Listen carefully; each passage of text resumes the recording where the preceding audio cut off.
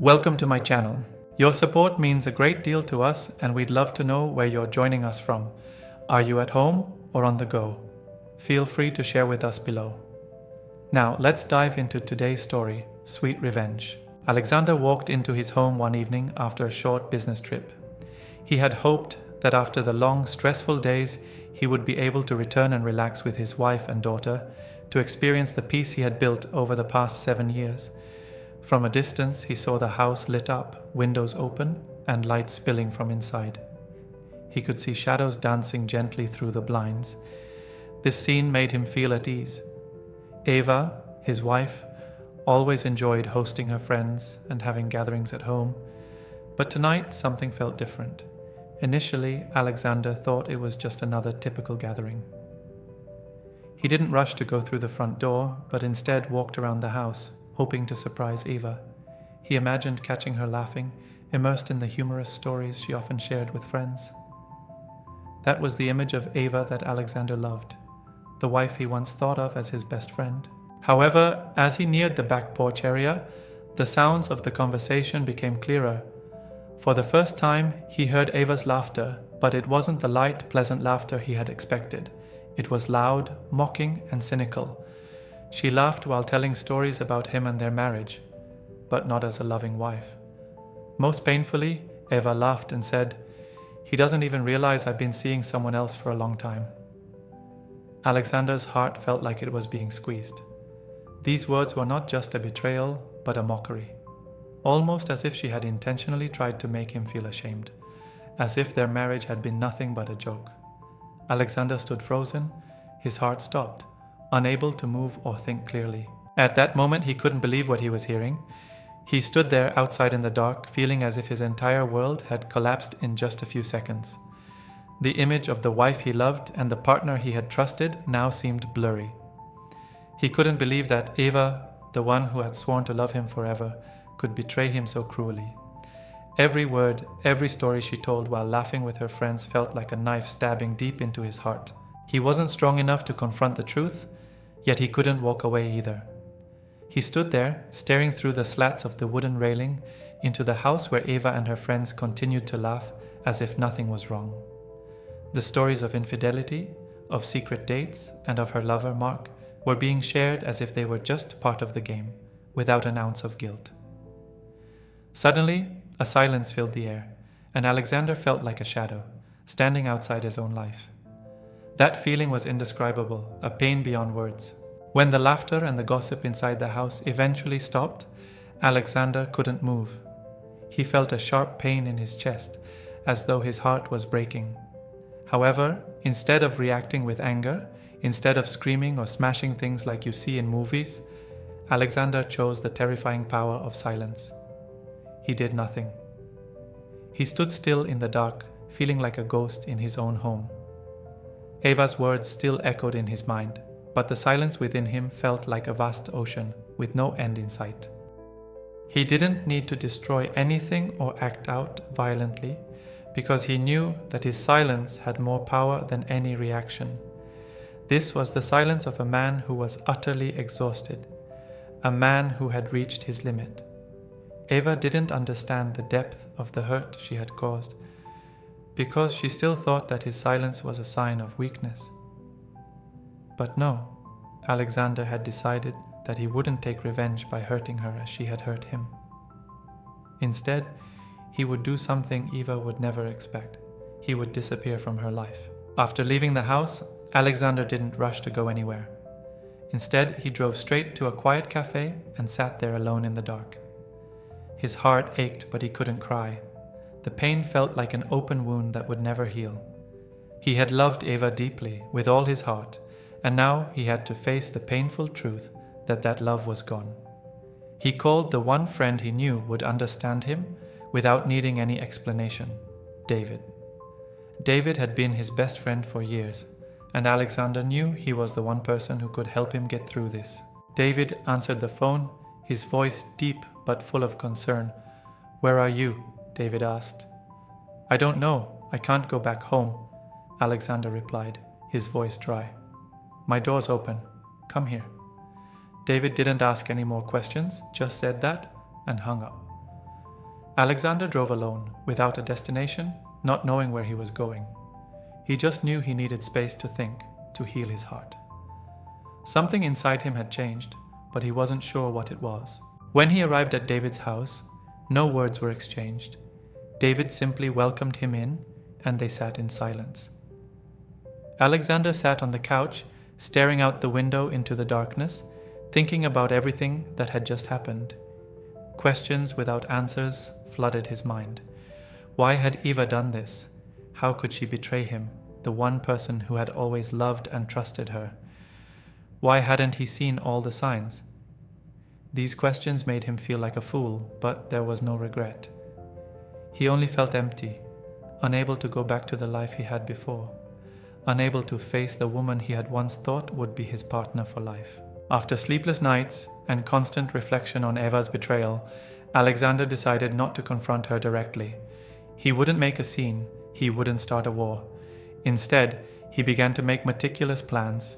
He didn't want Eva to feel victorious.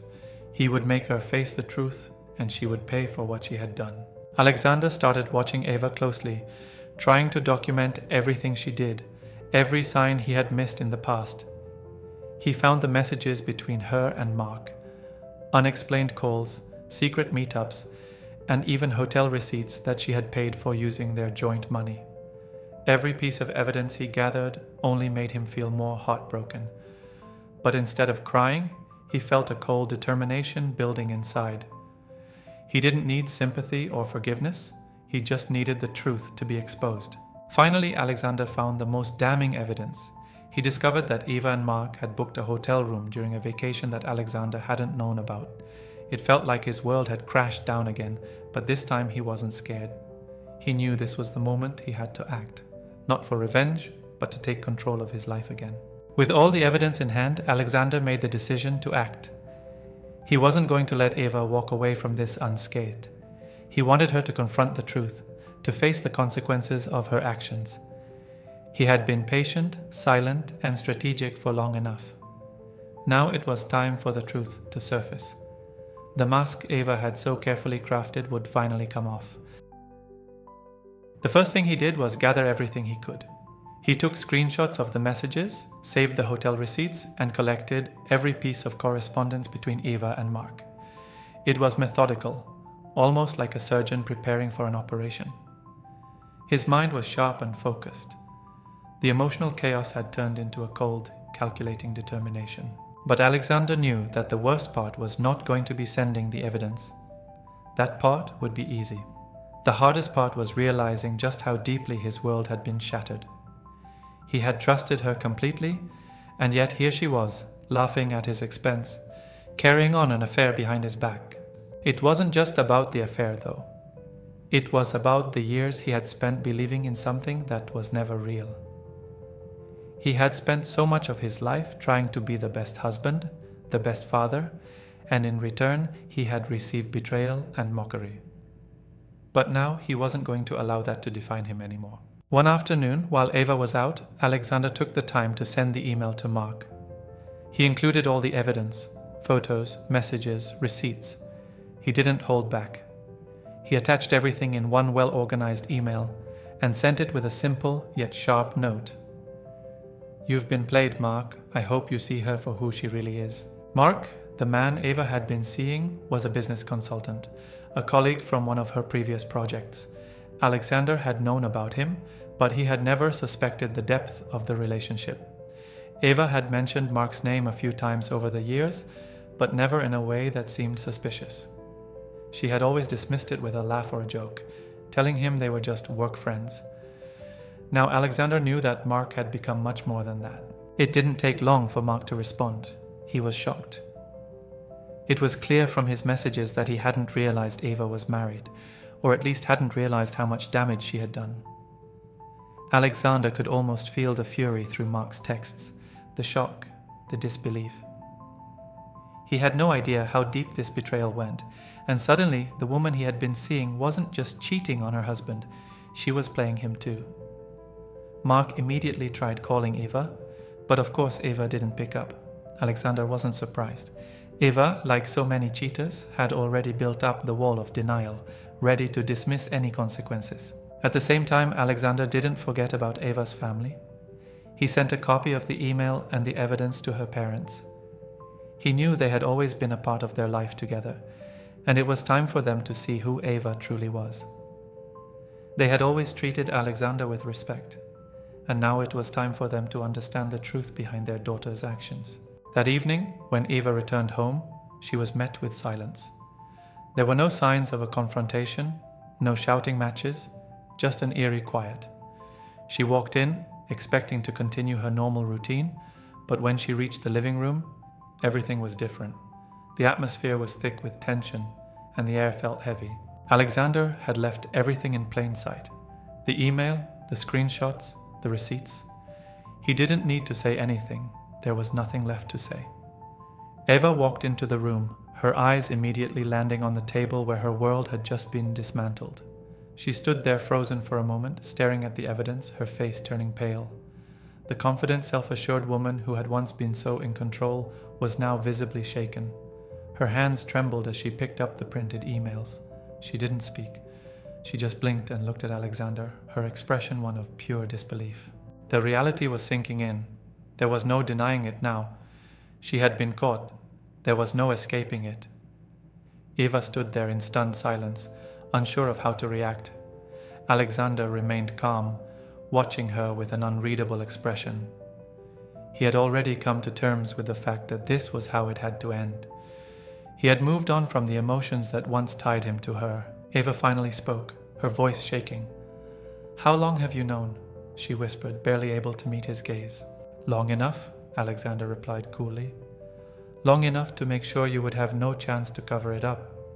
I gave you enough time to come clean, but you chose to laugh about it instead." Eva's face flushed with shame. She opened her mouth to respond, but nothing came out. The apology she had rehearsed in her mind seemed inadequate, even to her. She had no way to fix what she had broken. No words could undo the betrayal, no matter how much she wished they could. Alexander continued, his voice steady but firm. "You're not the person I thought you were, Eva. The person I married is gone.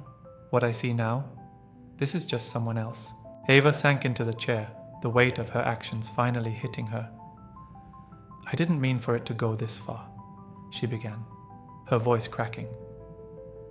But Alexander had heard it all before. Her excuses meant nothing. He had seen this game played too many times, and he was done with it. "There's nothing left to say," he said coldly. "I've already made my peace with this. You don't get to make excuses anymore." The confrontation, if you could call it that, was brief. Eva cried. She begged. She said she was sorry, but her words carried no weight. Alexander felt nothing. His heart had turned numb, not because he didn't feel hurt, but because he had already moved past the pain. His silence and calmness were his strength now. The next day, the divorce papers arrived. They were clean, simple, and final. Alexander didn't have to fight for what was rightfully his. With the help of Helen, his lawyer, he had already ensured that Eva would receive nothing. She had used their joint funds to continue her affair, and for that she would pay. The following weeks after the divorce papers arrived were a blur for Alexander. He had always thought of himself as a patient man. But now, in this new phase of his life, he discovered a new level of patience, one that came from a place of emotional strength rather than submission. He felt no need to rush into anything, no need to prove anything to anyone. Everything was moving forward at a pace he set, not dictated by others' expectations or the remnants of his past life with Eva. The day of the divorce was swift. There was no emotional upheaval, no long-winded speeches, no accusations thrown back and forth. The courtroom was quiet, and Alexander's lawyer, Helen, dominated the proceedings with ruthless efficiency. The judge, a seasoned family law expert, didn't even seem surprised at the severity of the evidence. Eva's lawyer, a well-groomed, well-spoken man, couldn't seem to offer any defense for his client. All that was left to discuss were the practicalities: division of assets, custody of Sophie, and the formalities of severing the marriage legally. Eva sat there across from Alexander, her face pale, her hands twisting nervously in her lap. She had hoped for some form of leniency, some hope that Alexander would soften, but she could see it in his eyes. He was done. She hadn't expected him to be so resolute. Eva had been so confident that the charm she once wielded would be enough to manipulate her way out of this. But she had underestimated him, and in doing so, she had sealed her fate. "You'll get nothing, Eva," Alexander said flatly as the judge looked over the documents. "No alimony, no shared assets, not even shared custody of Sophie unless you can prove you're fit. You've already shown how little you care about family. This is how it ends." Her face twisted in a mixture of disbelief and anger, but she was too far gone. She had lost everything, including the respect of those around her. The judge made it official, and within minutes, the papers were signed. Alexander stood up, his posture unwavering, and walked out of the courtroom. For the first time in months, he felt like he could breathe again. As they left the courthouse, Alexander didn't look back. Eva stood there, staring at the documents in her hands, the weight of the finality settling upon her. She had lost, but she knew she was still capable of trying to regain control over her life. But it was no longer her life she needed to focus on. Alexander had moved on, and so would she, but in a way that no longer concerned him. The next few months were a time of profound change for Alexander. His days now began with a sense of freedom he hadn't known in years. He was no longer haunted by the lies or the deceit. He didn't have to constantly second-guess the intentions of the people around him. He began to explore his hobbies again. His love for painting, something he had set aside for far too long. His small apartment in the city became a sanctuary, a quiet space where he could rebuild himself without the constant noise of emotional manipulation and conflict. In the evenings, after Sophie had gone to bed, Alexander would sit by his window with a cup of tea, gazing out over the city skyline. He found comfort in the stillness. The world had slowed down for him, and he realized he didn't need anyone's approval anymore. His life was his own. Sophie, though still young, was adjusting well to the changes. She spent weekends with Alexander, and they had created new routines. They would visit the park, play games at home, or just enjoy quiet afternoons together. Alexander had learned to be a better father, a more present father. He listened to her more, cared for her in ways he hadn't before. Every day was a new opportunity for him to be the father he had always wanted to be. And in his newfound peace, Alexander realized something profound. He had forgiven Eva. Not because she had apologized, she hadn't, and likely never would. He forgave her because holding on to the anger, the bitterness, and the resentment would only hurt him more. He forgave her because he had to, not for her sake, but for his own. He was no longer bound by the pain of betrayal. A year passed, and Alexander's life had transformed. He was no longer the man who had been betrayed, no longer the man who had been left shattered by a spouse's lies. He was stronger now, wiser, more in control. His relationship with Emma, which had started as a casual friendship, had begun to deepen. But this time it was different. He didn't rush. He didn't expect anything. He had learned to let go of the desperation that once guided his decisions. With Emma, he felt a connection, not out of loneliness or desperation, but because they shared similar values and mutual respect. One evening, while Alexander was out running errands, he unexpectedly ran into Eva. It wasn't dramatic. It wasn't a coincidence he had orchestrated. It was a simple meeting at a local store, as if the universe had decided it was time for their paths to cross again. Alexander saw her before she saw him. She looked different, her hair shorter, her clothes more understated. She wasn't the confident, self-assured woman she used to be. This was a woman who had faced the consequences of her actions and was still trying to rebuild. Eva looked up and saw him standing there, and for a moment they both just stood, frozen in place. Time seemed to slow down as their eyes met, and for the first time, Alexander saw her without the veil of anger or bitterness. He saw a person who had been broken by her own choices, just as he had been. But this time there was no judgment in his gaze, no animosity.